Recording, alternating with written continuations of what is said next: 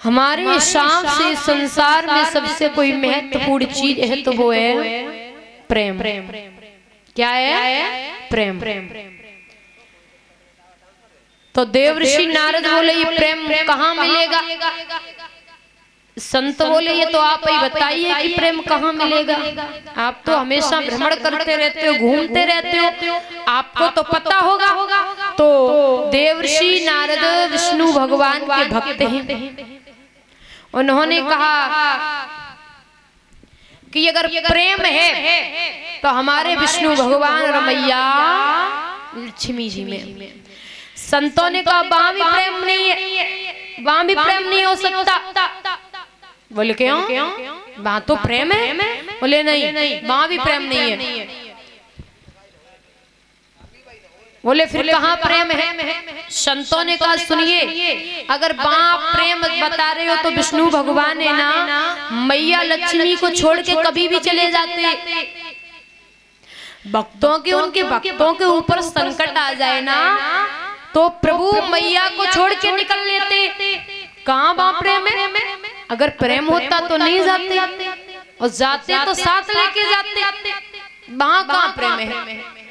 प्रेम है भोले बाबा और भैया पार्वती में। अब नारद जी विष्णु भगवान के भक्त हैं, थोड़ा उन्हें अच्छा नहीं लगता ये बात।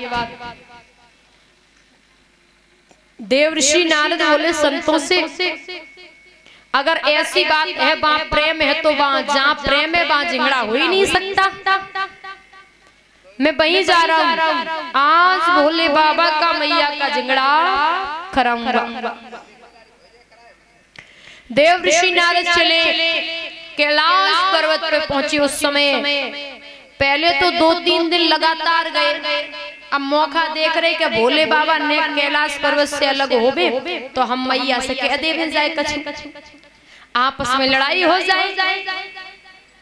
चौथे दिन देवर्षि नारद पहुंचे। उस समय भोलेनाथ निकले ही थे। अब मैया अकेली थी। नारद ने जवाब दिया, अरे मैया आज तो तू अकेली है? बोले हाँ। भोले बाबा किधर गए? बोले नारद बाबा तो अभी अभी निकल गए। कोई काम है? बोले हाँ, महादेव जी से मुझे बहुत जरूरी काम है, थोड़ी व्यक्तिगत बात करनी है। मैया बोली नारद व्यक्तिगत बात? भोले बाबा और मेरे बीच में कोई व्यक्तिगत बात नहीं है। भोले बाबा और मेरे में एक ही बात है, मेरी और भोलेनाथ की, कोई अंतर नहीं है। और भोलेनाथ हमसे कुछ भी नहीं छिपाते, वो मुझसे बहुत प्रेम करते। देवर्षि नारद बोले अरे मैया तो उससे बाबा प्रेम करते तो छोड़ के ना जाते, देखो तो तू आज अकेली है। बोले ना नारद आज बाबा अकेले पता नहीं किधर निकल गए, लेकिन वैसे भोलेनाथ साथ ही लेके जाते। बोले ठीक है, अगर तो से मैया महादेव जी प्रेम करें तो तुझे अमर कथा तो सुनाई होगी। अमर कथा जानती है? मैया पार्वती बोली बाबा देवर्षि नारद हमें तो पता भी नहीं है कि अमर कथा होती क्या है। बोले मैया तो से भोले बाबा प्रेम न करें, प्रेम करते तो अमर कथा सुना देते। भोले बाबा अमर कथा जानते तो उससे प्रेम नहीं करते, इसलिए तुझे अमर कथा नहीं सुनाई। मैया बोली नारद कह तो आप ठीक रहे हो, इसका मतलब महादेव जी मुझसे प्रेम नहीं करते। बोले हाँ। नारद जी ने देखा कि भोले बाबा आने वाले होंगे, सोई नारद जी वहां से सटक गए।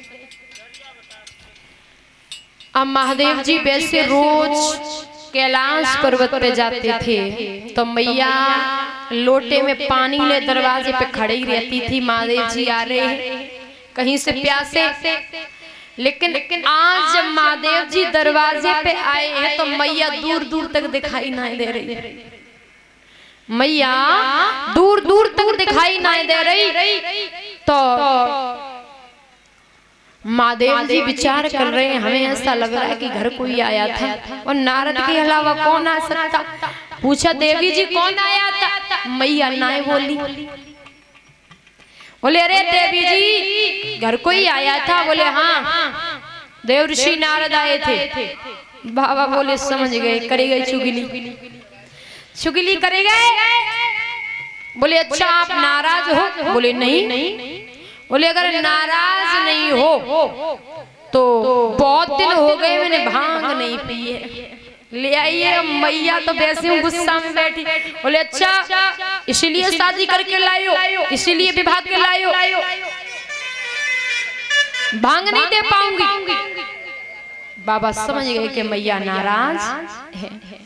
अब मैया ने बिल्कुल ही बात करना बंद कर दिया। कहते कई बार ऐसा होता कि पति पत्नी में झगड़े हो जाएं तो बच्चों के माध्यम से बात होती है। ऐसा होता है पति पत्नी में झगड़े हो जाएं तो बच्चों के माध्यम से बात शुरू होती है। वैसे ही भोलेनाथ भी बात को शुरू कर रहे हैं। जवाब दियो देवी। गणेश कार्तिक का मैया बोली दिन भर पास बिठा के रखूं क्या? मैं अपने पास बिठा के रखूं? बच्चे तुम्हारे संभालिए। देव ऋषि नारद बोले चुगली करे गए बाबा, विचार कर रहे हैं अब क्या किया जाए। बोले देवी सच बताओ आप नाराज क्यों हो? बोले हाँ आप मुझसे प्रेम करते हो? महादेव जी बोले बहुत प्रेम करता। बोले आप मुझसे प्रेम नहीं करते। अगर आप हमसे प्रेम करते तो हमें अमर कथा जरूर सुनाते। आपने हमें कभी अमर कथा नहीं सुनाई। भोले बाबा बोले देवी कैसी बातें कर रही हो? अब सुना दूंगा। बोले सुना नहीं दोगे? अब तो सुनानी पड़ेगी, अब तो सुनानी पड़ेगी। अब तो मुझे पता ही चल गया। बोले देवी सुनिए ये अमर कथा है ना दादा, कोई अलग नहीं है। भागवत को ही अमर कथा कहते हैं मैया। भागवत को ही अमर कथा बोलती है, ये अमर कथा है। और अमर कथा का मतलब होता है कि सुनने वाला अमर, अमर कथा सुनने वाला अमर। तो जवाब दियो देवी ये कथा हर जगह हम नहीं सुना सकते, ये गोपनीय कथा है। हम एकांत जगह में बैठ करके आपको सुना दूंगा। अब कैलाश पर्वत पे भोले बाबा मैया को एकांत जगह पे भोलेनाथ ने पहली ताली बजाई। जैसे ही पहली ताली बजाई है तो जितने पक्षी थे मैया सब पक्षी उड़े गए। दूसरी ताली बजाई दादा, पूरा कैलाश पर्वत खाली हो गया। तीसरी ताली, एक भी जीव जंतु नहीं दिखा। अब महादेव जी स्वयं कहते हैं देवी जाकर के चारों तरफ देखिए कहीं कोई छिपा तो नहीं बैठा। मैया खुद ही परिक्रमा कर रही है कि कहीं कोई बैठा तो नहीं। आके जवाब दिया महादेव जी कोई कहीं दिखाई नहीं दे रहा, आप सुनाइए। महादेव जी अमर कथा सुनाने लगे।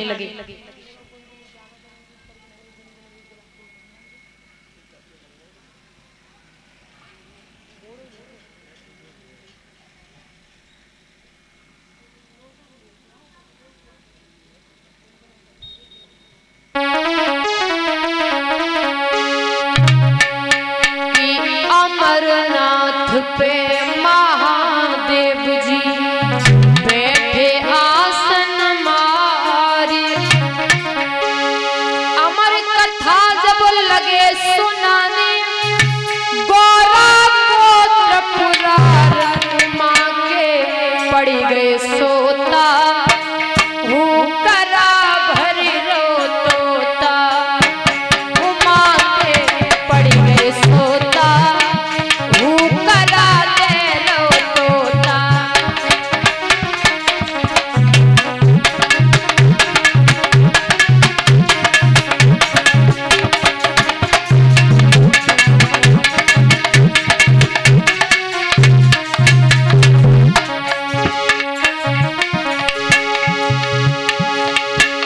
आज भोलेनाथ शंकर ने गौरा को कथा सुनाई।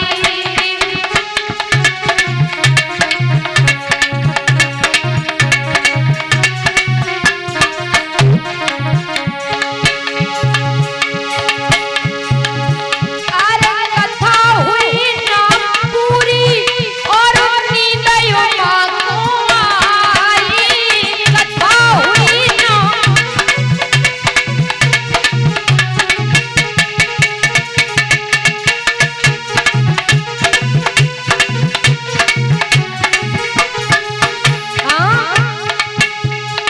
भोलेनाथ जी समझ न पाए तोता की हुकार उमा के पड़िए सोता हुकरा दे तोता।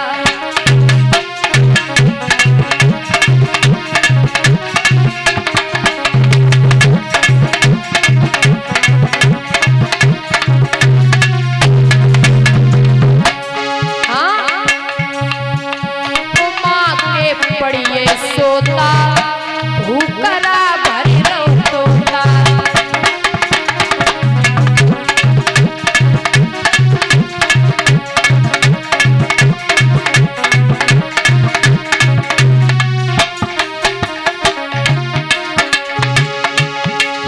जब नींद सगोरा जागी अफसोस हुआ है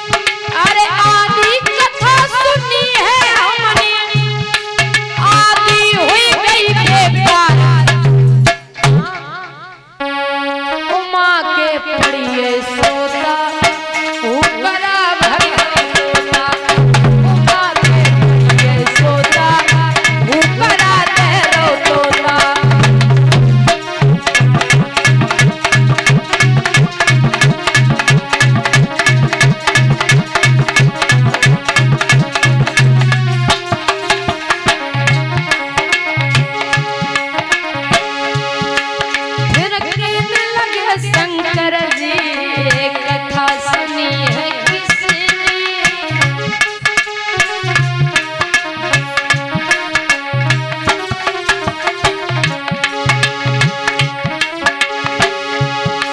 मैं जिंदा नहीं छोड़ूंगा ए भरा हुकरा किसने।